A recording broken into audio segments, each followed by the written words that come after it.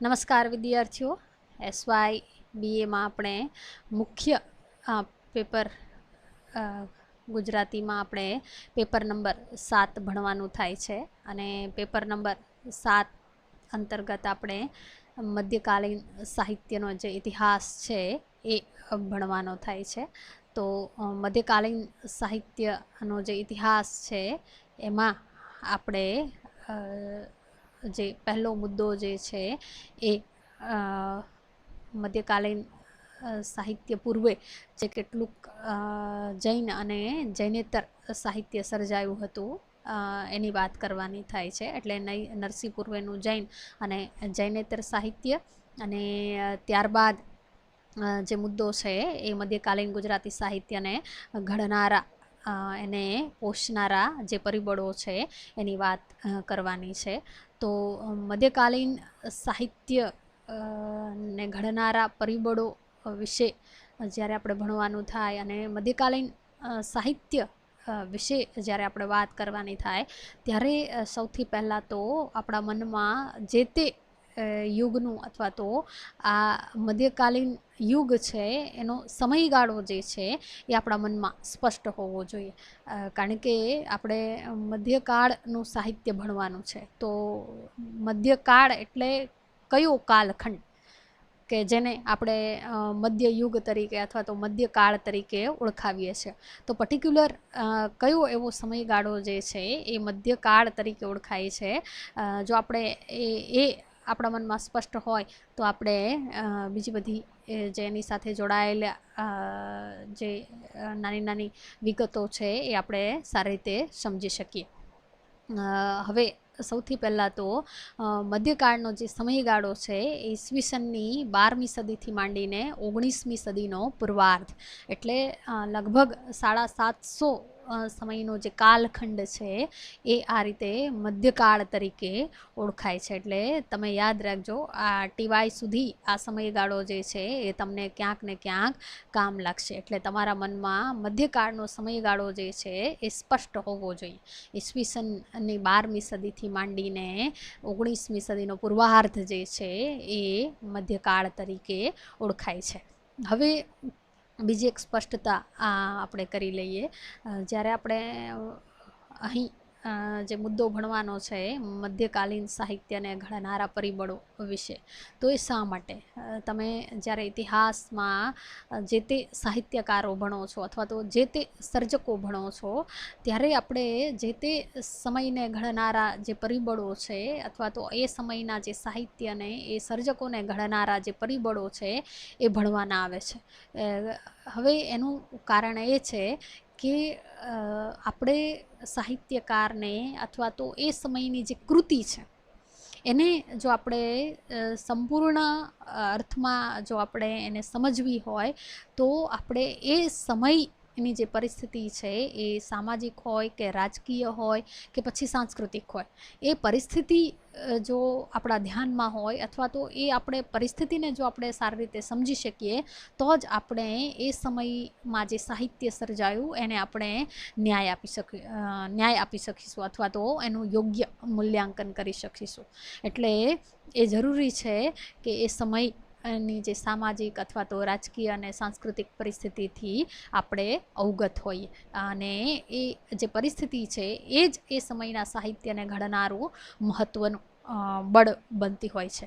તો ઇતિહાસમાં ખાસ કરીને આ જે પરિબળો છે એ મહત્ત્વની ભૂમિકા ભજવતા હોય છે. કારણ કે તો જ આપણે જે તે સાહિત્યકારને અથવા તો જે તે યુગના સાહિત્યને યોગ્ય રીતે મૂલવી શકીએ અને ઇતિહાસમાં એનું સ્થાન નિશ્ચિત કરી શકીએ. હવે અહીં જે પરિબળો છે મધ્યકાલીન સાહિત્યને ઘડનારા એને તમારી સમક્ષ કેટલાક મુદ્દાઓમાં એને વિભાજિત કર્યા છે.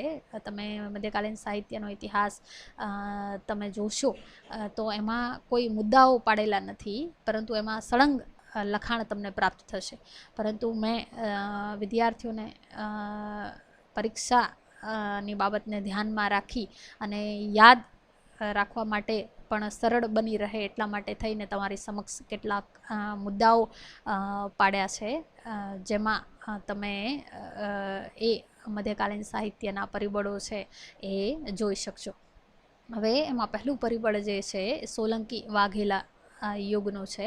તો તમે બધા કર્ણ વાઘેલા ની વાત ઇતિહાસમાં ક્યાંક ને ક્યાંક ભણીને આવ્યા હશો અને તમને બધાને ખબર છે કે વાઘેલા ના જે રજપૂતો છે અથવા તો વાઘેલા વંશના જે રાજાઓ છે એમાં કર્ણ વાઘેલો જે છે એ આપણો અંતિમ રાજા છે. અને વાઘેલા ને હરાવ્યા બાદ અલાઉદ્દીન ખિલજી નું જે શાસન છે એ ગુજરાત પર થયું અને ત્યારથી ગુજરાત નો પ્રદેશ જે છે એ પરતંત્ર બન્યો એવું કહેવાય છે. એટલે સોલંકી વાઘેલાનો યુગ છે એ મધ્યકાલીન ગુજરાતી સાહિત્યના આરંભકાળમાં આ યુગ અથવા તો આ જે રાજાઓ છે એનું શાસન હતું. અને આ સમય દરમિયાન વેપાર છે, વાણિજ્ય છે, સ્થાપત્ય છે, શિલ્પ, સંગીત બધા જ જે ક્ષેત્રો છે એટલે કળા વાણિજ્ય બધાના એમાં પ્રજા જે છે એ પ્રગતિ કરતી રહી છે. અને રાજાએ પણ આ પ્રજાના સર્વોત્કૃષ્ટ વિકાસમાં મહત્ત્વની ભૂમિકા ભજવી છે. બીજું એ કે ધર્મની બાબતમાં પણ આ સમયના જે સોલંકી અને વાઘેલા ના રાજાઓ છે એમણે શૈવ અને જૈન બંને ધર્મને સમાન મહત્ત્વ આપ્યું હતું અને પોતાના રાજ્યમાં એનું સમાન અસ્તિત્વ સ્વીકાર્યું હતું. એટલે આ સમયમાં એકંદરે પ્રજાને સુખ અને સલામતી શાંતિનો અનુભવ થયો હતો. માટે આ કાળને પ્રજાની સુખ સમૃદ્ધિની દ્રષ્ટિએ સુવર્ણકાળ પણ કહેવામાં આવે છે. એટલે આ સમયમાં પ્રજાએ પોતાની જેને કહે ને કે પોતાની સર્વો શક્તિનો વિકાસ આ સમયમાં કર્યો છે. ત્યારબાદ આપણે વાત કરી કે કર્ણ જે છે એ આપણા ગુજરાતનો વાઘેલા વંશનો અંતિમ રાજા છે. અને ત્યારબાદ અલાઉદ્દીન ખિલજીનું શાસન જે છે એ ગુજરાતમાં સ્થપાય છે. એટલે બીજો જે મુદ્દો છે અથવા તો બીજું પરિબળ જે છે એ મધ્યકાલીન સાહિત્યને ઘડનાર બળ તરીકે એ પરધર્મીઓનું શાસન છે. એટલે કે ઈસવીસન 1297માં દિલ્હીના સુલતાન અલાઉદ્દીન ખિલજીએ પોતાનો સૂબો મોકલી અને કર્ણ વાઘેલા પાસેથી પાટણ જીતી લીધું એટલે પ્રભાસ પાટણ. ત્યારથી ગુજરાત જે છે એ મુસ્લિમ રાજ્ય શાસન હેઠળ પરતંત્ર બને છે અથવા તો ગુલામ બને છે. અને એ રીતે વાઘેલા નું રાજ્ય શાસન જે છે એનો અંત આવે છે. ત્યારબાદ સત્તાના પ્રભાવમાં અને ધર્મના જનૂનમાં કેટલાક જે મુસ્લિમ ધર્મ જનૂની રાજાઓ હતા, સુલતાનો હતા, એને આપણા કેટલાક મંદિરો અને જે દેવળો છે અથવા તો આપણા જે ધર્મસ્થાનો છે એને તોડી પાડ્યા અથવા તો તોડફોડ કરી અને આપણા જે હિન્દુઓ છે એને બળજબરીપૂર્વક ઇસ્લામ ધર્મ અંગીકાર કરવાની ફરજ પાડવામાં આવી. અને એના કારણે સમગ્ર ગુજરાતમાં અશાંતિનું એક વાતાવરણ સર્જાયું. પરંતુ આપણી ગુજરાતી પ્રજા છે આમ જુઓ તો ધર્મભીરુ પ્રજા છે અને એને વિધિ નિર્મિત આપત્તિ તરીકે આ પરધર્મીઓના શાસનને સ્વીકારી લીધું અને જીવનના એક ભાગ તરીકે સ્વીકારી અને પોતાનું જીવન જે છે એ આ અંધાધૂંધી વચ્ચે અથવા તો આ પ્રકારના અશાંતિ પૂર્ણ વાતાવરણમાં પણ એ જીવવા લાગે છે. ત્યારબાદ ત્રીજો મુદ્દો જે છે અથવા તો ત્રીજું પરિબળ જે છે એ મોગલ સલ્તનતનું આગમન છે. અને ઈસવીસન 1536માં ગુજરાતના જે બાદશાહ છે બહાદુર શાહનું અવસાન થયું અને ફરી દિલ્હીની મોગલ સલ્તનતનો અધિકાર એ ગુજરાત પર સ્થપાયો. અને ઈસવીસન 1572માં અકબરે જાતે આવી અને અમદાવાદની સત્તા જે છે એ હાથ કરી અને ઔરંગઝેબના અવસાન સુધી આ સત્તા જે છે એ ગુજરાતમાં ચાલુ રહે છે. અને ત્યારબાદ મરાઠાઓ અને પેશવાઓનું સતત ગુજરાત પર આક્રમણ થતું રહ્યું છે અને સુરત ની જે લૂંટ છે શિવાજી દ્વારા થયેલી અને ગાયકવાડનું જે શાસન છે એના મહત્ત્વના ઉદાહરણો છે. એટલે આ રીતે છેક કરણ બાદ એટલે કે અલાઉદ્દીન ખિલજીથી માંડી અને ગાયકવાડ પેશવાઓના શાસન દરમિયાન પ્રજાએ સતત જેને કહીને અંધેર અને અશાંતિનો અનુભવ કર્યો છે. પણ એ સમયમાં પણ જુઓ પ્રજા જે છે એ ધર્મને શરણે જાય છે. એટલે બહારની અસ્થિરતાઓ વચ્ચે પ્રજાએ આંતરિક રીતે ધર્મમાં સ્થિરતા અનુભવી છે. અને એટલા માટે જે ત્રીજું પરિબળ જે છે મધ્યકાલીન સાહિત્યને ઘડનારું એ આ રીતે અક્ષુબ્ધ આંતરજીવન છે. અક્ષુબ્ધ એટલે જેને કહીને કે સ્થિર. જો ક્ષુબ્ધ એટલે અસ્થિર એટલે ડહોળાયેલું, બરાબર. અને આંતરજીવન એટલે કે આપણું આંતરિક જીવન, તમે અંદરથી કયા પ્રકારનો અનુભવ કરો છો. એટલે આપણું ગુજરાતની જે પ્રજા છે એ બાહ્ય ગમે એટલી અશાંતિ હોય પરંતુ એ અંદરથી હવે ધર્મમાં સ્થિરતા અનુભવવા લાગી છે અને એને એ રીતે પોતાનું જીવન જે છે એ સ્વીકારી લીધું છે. એટલે એના પછીનો જે પરિબળ છે એ અક્ષુબ્ધ આંતરજીવન છે. અક્ષુબ્ધ એટલે કે સ્થિર, બરાબર. આ બરાબર શબ્દ સમજશો તો જ તમને આ મુદ્દો જે છે એ સમજાશે. એટલે રજપૂત રાજાઓ અને વણિક શ્રેષ્ઠીઓએ ગુજરાતમાં શૈવ અને જૈન ધર્મના સહ અસ્તિત્વનું સુંદર ઉદાહરણ પૂરું પાડ્યું હતું. એટલે કે સોલંકી અને વાઘેલા યુગની વાત છે. પરંતુ મુસ્લિમ શાસકો દ્વારા થયેલા મંદિરો અને મૂર્તિઓના ખંડન અને ધર્માંતરણને કારણે પ્રજા જીવન જે છે એ ડહોળાવા લાગ્યું હતું. તો મરાઠાઓ દ્વારા થયેલી લૂંટફાટથી પ્રજા જે છે અશાંતિ અને અંધેરનો અનુભવ કરે છે અને પરિણામે સમાજમાં જ્ઞાતિના જે બંધનો છે વધારે ને વધારે ચુસ્ત બનતા ગયા અને સ્ત્રીઓની સલામતીના પણ ઘણા બધા પ્રશ્નો સર્જાયા, જેના કારણે કેટલાક અનિષ્ટો જે છે એ સર્જાવા લાગ્યા. એટલે કે સમાજ જે છે વધારે ને વધારે રૂઢિજડ, વધારે ને વધારે ચુસ્ત બનતો ગયો અને એ કેટલાક આપણા સમાજમાં દૂષણો જન્મ્યા. જે દૂષણો છે બાળ લગ્ન, વર વિક્રય, કન્યા વિક્રય, ઊંચ નીચના ભેદભાવ, અંધશ્રદ્ધા, વહેમ, ભૂત પ્રેતમાં માન્યતા વગેરેનું પ્રમાણ જે છે એ આ સમયમાં ખૂબ વધવા લાગ્યું. પરાજિત કચડાયેલી પ્રજા જે છે એ આમ જુઓ તો એને પોતાના જાત પર જાણે કે આ રીતે અંકુશ લગાવી દીધો. પણ અંદરથી એ પ્રજા જાણે કે એવું કહેવા માગતી હતી કે અમારા દેહ, દોલત અને ભૂમિ પર તમારી સત્તા ભલે રહી પરંતુ અમારા આત્મા પર તમારી સત્તા નહીં ચાલે. ત્યાં તો અમારા ધર્મ અને સંસ્કારોની જ સત્તા ચાલશે. એટલે આ રીતે તમે જોશો કે પ્રજા જે છે એ અંદરથી અંતઃકરણથી જાણે કે સ્થિર થવા લાગી હતી.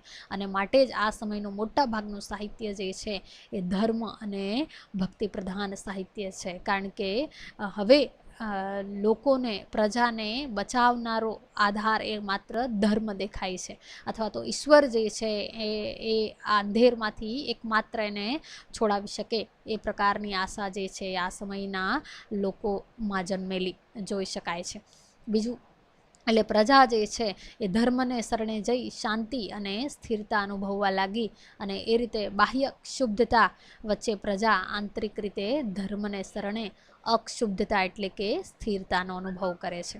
ત્યારબાદ આ સમયના સાહિત્યને ઘડનારું મહત્ત્વનું પરિબળ જે છે એ આ સમયના સંત અને ભક્ત કવિઓ છે. જુઓ આ સમયના જે કવિઓ છે એને કવિપદની કોઈ સભાનતા નથી. એ સાહિત્ય સર્જન એમની પાસેથી પ્રાપ્ત થયું છે એ માત્ર એની ઈશ્વર પ્રત્યેની ભક્તિને કારણે અથવા તો એમના જે હૃદયના ઉદ્ગારો રૂપે પ્રાપ્ત થયું છે. એટલે એ કવિપદ ની ઈચ્છા દ્વારા આ સાહિત્ય સર્જન નથી થયું. અને બીજું કે આ સમયના જે સંતો છે, ભક્તો છે, એ સમાજના દરેક સ્તરમાંથી આ બધા જ સંતો આવ્યા છે, જ્યાં કોઈ ઊંચ નીચના ભેદભાવો નથી. એટલે એમની વાણી જે છે એ બધાને માટે સમાન છે.